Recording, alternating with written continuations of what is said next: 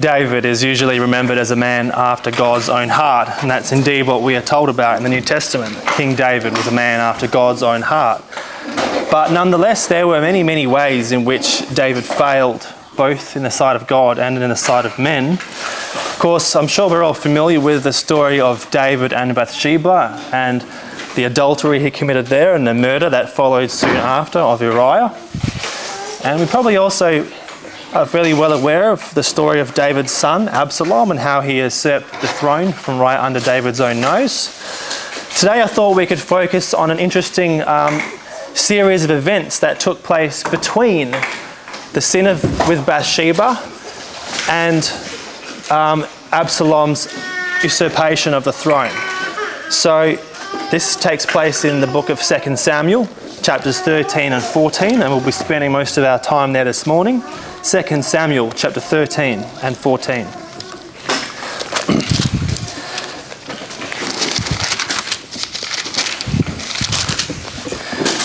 So David's kingdom is established. He has, a few chapters prior to this, he has committed the adultery with Bathsheba, and a few chapters after this, we read about the events of Absalom, and all that kind of thing takes place.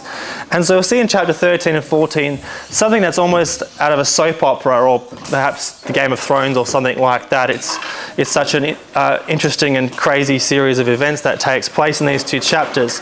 And it culminates in a conversation with a woman from the town of Tekoa. The Woman of Tekoa is what some of chapter 14 is entitled. And we're seeing this interesting conversation, an interesting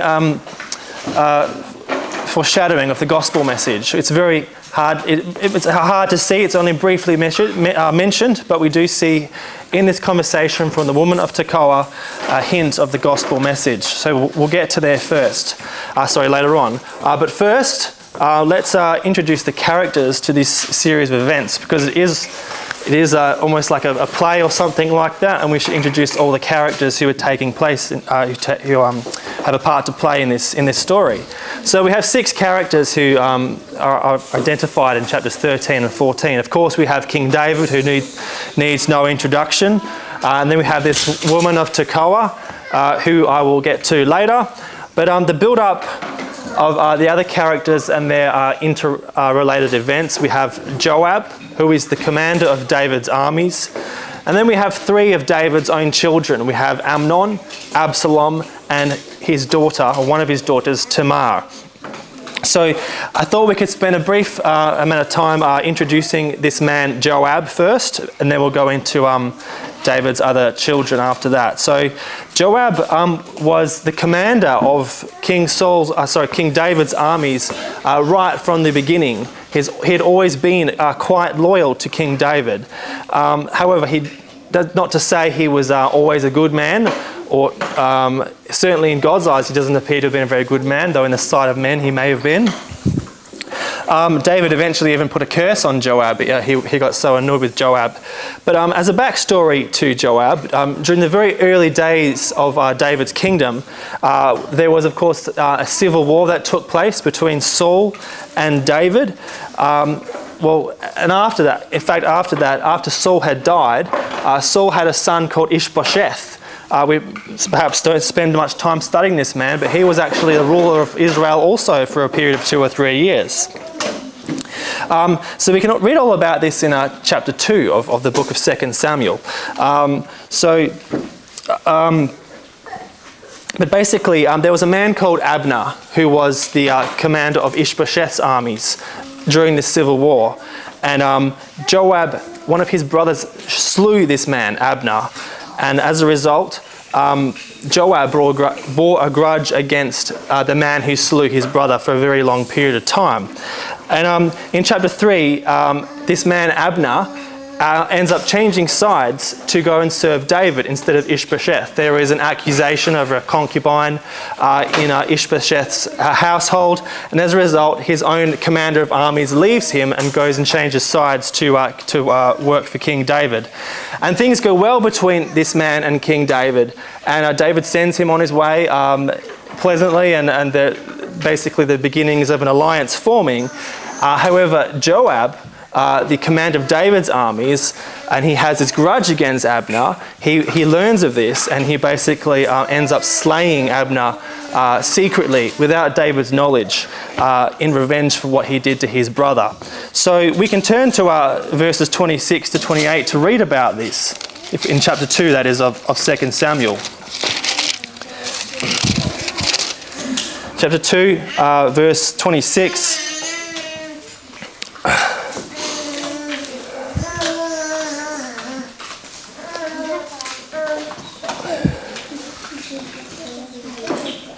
Sorry, that's a mistake. It should be 22 there.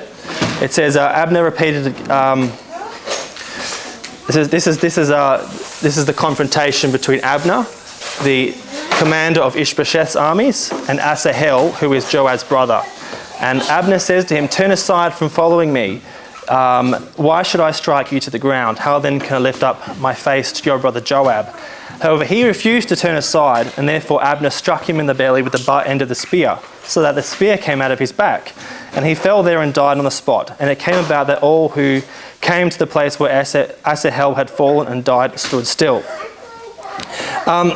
So that's the death there of Joab's brother, Asahel.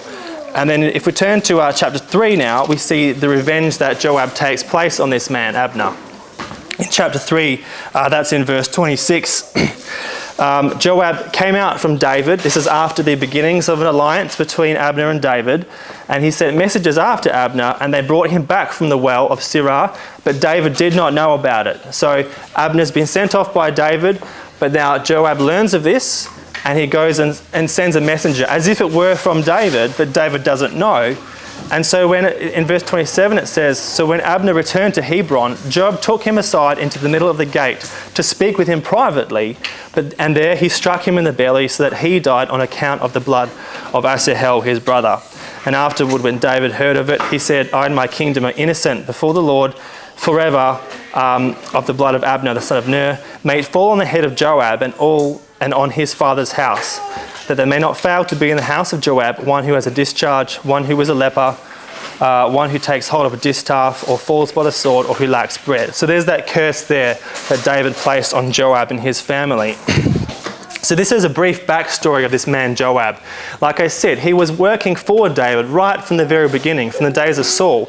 And if you can continue reading on into the book of 1 Kings, Joab is always there with David right until the very end. But there's obviously some tension between the house of Joab and David, because although Joab is usually quite loyal and does things that David wants, he's not always there. He will do things on his own account sometimes. He will do things in secret. He will take out his vengeance when it suits him. So he was a very powerful man with a lot of authority, basically the second in command after David.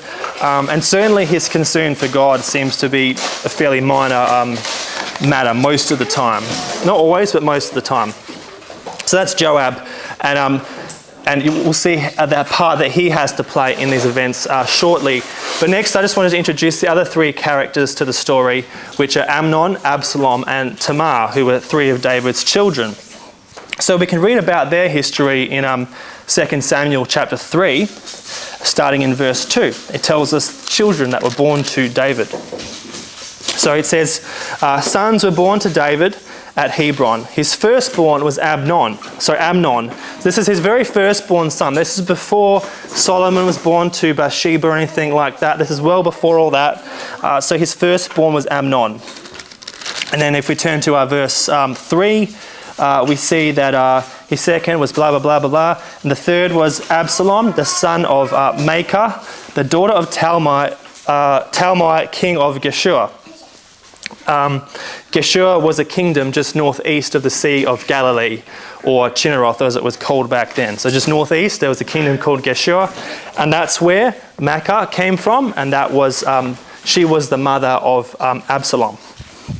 And then if you want to see who Tamar is, we can turn to 2 Samuel chapter 13 verse 1.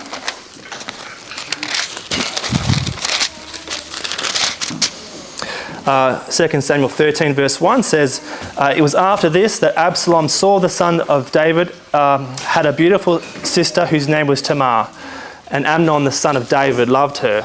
So we can already see, perhaps get a hint of what's coming by that one verse, but basically just to confirm who these people were, Amnon and Absalom were half-brothers. They shared a father, King David, but their mothers were different.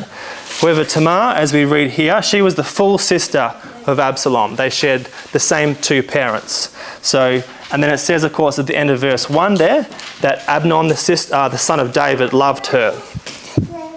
So that was a very brief introduction to these characters. We've got King David, we've got his commander of armies, Joab, who had done a few things, had killed a few people without David's knowing. And then we've got Amnon and Absalom, who are half-brothers, and Tamar, who is Absalom's full sister. So getting into chapter 13 now, this is where the drama starts. David in this chapter is twice deceived by his own children, his two sons, first Amnon and then Absalom. So in verse 1 we see, of course, Amnon is fallen in love with his half-sister Tamar, and this ends up in bloodshed basically. In verse 3 it says, Amnon had a friend whose name was Jonadab, the son of Shimeah, David's brother, and Jonadab was a very shrewd man. And he said to him, Amnon that is, O son of the king, why are you so depressed morning after morning? Will you not tell me? And then Amnon said to him, I am in love with Tamar, the sister of my brother Absalom. And then Jonadab said to him, lie down on your bed and pretend to be ill. When your father comes to see you, say to him, please let my sister come and give me some food to eat, and let her prepare the food in my sight, that I may see it and eat it from her hand. So Amnon lay down and pretended to be ill. When the king came to see him, Amnon said to the king, please let my sister Tamar come and make me a couple of cakes in my sight, that I may eat it from her hand. And then David sent to the house for Tamar, saying, go now to your brother Amnon's house and prepare food for him. So Amnon is lying in bed pretending to be sick because he wants to set up a situation where he and his half-sister Tamar can be in his house, in his bedroom by themselves in private. And he has basically deceived his own father, the king, King David, to set up this situation where he can take advantage of his half-sister Tamar. So in verse 14, he does end up violating his own half-sister. In verse 15, it gets even worse. It says, after he had violated his half-sister, it says, Amnon hated her with a very great hatred. For the hatred with which he hated her was greater than the love with which he had loved her. And Amnon said to her, get up and go away. And she said to him, no, because this wrong in sending me away is greater than the other that you have done to me, and yet he would not listen to her. So Tamar in all of this seems to have been the innocent party. She was put into this bad situation by her own father David, who was deceived by his son Amnon. She has been raped, and now Amnon has decided that he hates her and wants to send her away. But what's interesting is the consequences of what happens here. In verse 19, we can read about what happens. So it says in verse 19, Tamar put ashes on her head and tore her long-sleeved garment which was on her. And she put her hand on her head and went away, crying aloud as she went. So she's clearly miserable, and she was not a compliant party in this. And then in verse 20 it says, Absalom, her brother, said to her, has Amnon your brother been with you? But now keep silent, my sister. He is your brother. Do not take this matter to heart. So Tamar remained and was desolate in her brother Absalom's house. Now when King David heard of all these matters, he was very angry. But Absalom did not speak to Amnon, either good or bad, for Absalom hated Amnon because he had violated his sister Tamar. And that's all it says about this matter, for now at least, that King David was very angry with Amnon, his firstborn son.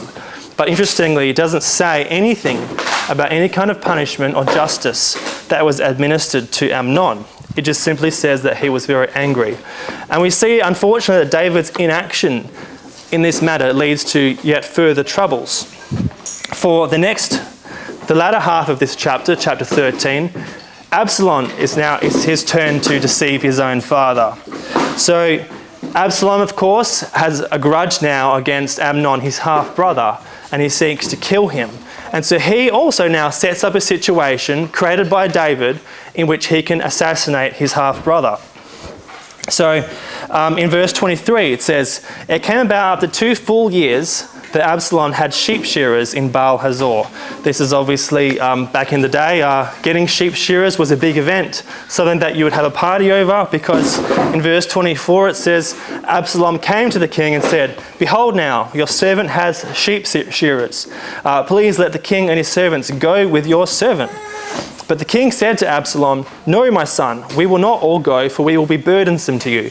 So when you think about a king and his retinue, that would obviously be hundreds of people. It would be a very costly event to bring them all down to his property to go watch these sheep shearers. That was obviously a thing back in the day. Absalom clearly has anticipated this response from David, however. He knows that David's not going to send his whole household and retinue down there. And so Absalom actually says, although he urged him, he would not go, but blessed him. So Absalom is pushing David to send the full household, but David, of course, is saying, "No, I'm not going to do that. It would be too expensive and too burdensome for you." In verse 26 then, Absalom lays the final piece of his trap here, and he says, "If not, please let my brother Amnon go with us." And the king said to him, "Why should he go with you?" But when Absalom urged him, he let Amnon and all the king's sons go with him. So now we have a situation where Absalom have successfully convinced King David to send all his sons to Absalom's property to watch these sheep shearers. And so in verse 28 it says, "Absalom commanded his servants, saying, 'See now, when Amnon's heart is merry with wine, and when I say to you, strike Amnon, then put him to death. Do not fear, have I not myself commanded you? Be courageous and be valiant.' The servants of Absalom did to Amnon just as Absalom had commanded. And then all the king's sons arose, and each mounted his mule and fled." So this is the result of King David's inaction over what happened between Amnon and Tamar. Now, Absalom has gone and taken his revenge and killed Amnon himself. And we can see the mess that is being caused here because of David's inaction. He's been deceived twice now by his 2 sons. Amnon raped Absalom's sister. Under the Mosaic law, Amnon should have been put to death for that action. And David had certainly heard about it, but he didn't do anything about it. And as David, as king of the lands, it's his job as to administer justice and to ensure the Mosaic law is being upheld. Of course, however, he has the problem that Amnon is his firstborn son, and he's in a difficult position here. And of course, as a result, David, he doesn't do anything. The result is that Absalom has now committed murder in revenge, which is also against the law of Moses. And now let's look and see what David does about this situation that's been created for him. And we turn to verse 37 of chapter 13. Verse 37 says, "Absalom fled and went to Talmai, the son of Ammihud, the king of Geshur." So that's the land of his mother, who came from that land northeast of the Sea of Galilee. Absalom puts himself into exile, basically, flees from the jurisdiction of King David and goes and lives with his mother's family. And it says in verse 38 and 39, the end of verse 37, it says, "David mourned for his son every day. So Absalom had gone and fled to Geshur and was there 3 years. The heart of King David longed to go out to Absalom, for he was comforted concerning Amnon, since he was dead." That's an interesting statement, isn't it? That David doesn't seem to have much regret for the loss of Amnon, but rather it says he is comforted by it. And perhaps there was a situation of favoritism there, but I also suspect that by killing Amnon, Absalom had removed David from a difficult situation. He, prior to that, was just sitting on his hands. He knew that he should do something about it, but he didn't. Now at least Absalom has removed that thorny problem from him by killing his own brother. David at least now gets out of that one.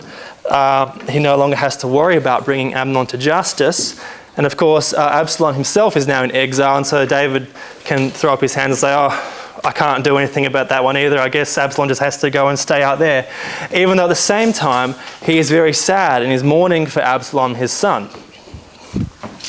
Okay, so then we get into chapter 14, and this is where we have this woman of Tekoa brought into the story, and we see a hint of the gospel message also taking place.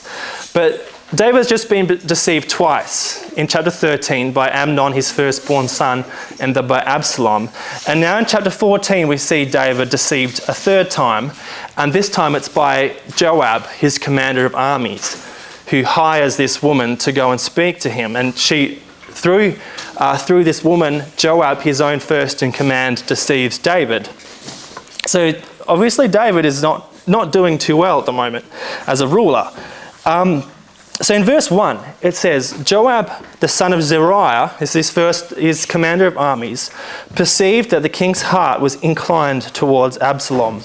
So Joab sent to Tekoa and brought a wise woman from there and said to her, please pretend to be a mourner and put on mourning garments now, and do not anoint yourself with oil, but be like a woman who has been mourning for the dead for many days. So we can already see that Joab right away is ready to deceive David. Pretend to be a mourner, dress in such a manner, and don't put oil on things like that. You need to look this part that I want you to play. And perhaps, I think Joab's heart was in the right place when he's doing this. He can see that David is in mourning. It's been 3 years now that Absalom's been in exile. David's heart is in mourning. He's constantly thinking about his son. His kingly duties are probably suffering as a result of this mourning. He's supposed to be looking after the kingdom, but instead his heart and mind is elsewhere. So Joab is probably concerned about the kingdom also, as well as David, his own master. And so he sets up this situation with this woman of Tekoa, which is a deception, but Joab is perhaps trying to do the right thing. So before we get into this woman of Tekoa, we have to also consider why David longed for Absalom in exile, and yet he had not recalled him. Why did David leave Absalom for 3 long years in his foreign country and not just pardon him and bring him back into his household again? And I think it's pretty clear, as we shall see later on, that David knew, of course, that Absalom was guilty under the Mosaic law, and as king, it was his duty to put Absalom to death, just as it was the case with Amnon. Once again, Absalom remaining in exile solves a thorny problem for David. He avoids administering justice to his own son. And Joab probably knows this too. Joab knows why David's in this difficult situation. As a father, he wants to see his son returned, but as a king, he has to render justice. So David just sits on his hands, although he's miserable in the process. Joab, as we saw in the introduction to this man, he's a man of loose morals, certainly an end justifies the means type of character, and he's happy to go out and do things of his own accord if he thinks that it'll fix the situation that he has perceived. Of course, Joab is too clever to simply go and tell this to David. He doesn't just go before David and just say, why don't you just go and forgive Absalom and just bring him back in and pardon him. You're the king, you can do this. This is your prerogative as king. You can just go and pardon his crimes and everything will be okay. He knows that David is deeply concerned with the justice of the matter.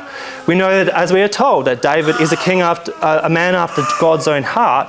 He's not just going to sweep something like this under the rug. He'll sit on his hands if he can, but to bring Absalom back and to pardon him, while at the same time knowing that would be wrong under the Mosaic law, David's not going to do something like that. And that's why he sets up this situation with this woman that we're about to read about.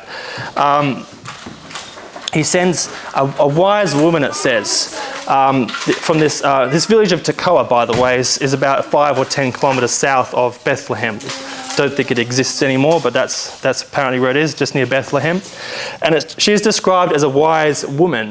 And I don't think it means wise in the sense of godly wisdom or righteousness or anything like that, but rather she's wise in that he can trust her to pull off this plan that he's setting up here, that she is good with words and that she can be convincing and that she knows how to play a part, and that she can think on her feet and think with wit.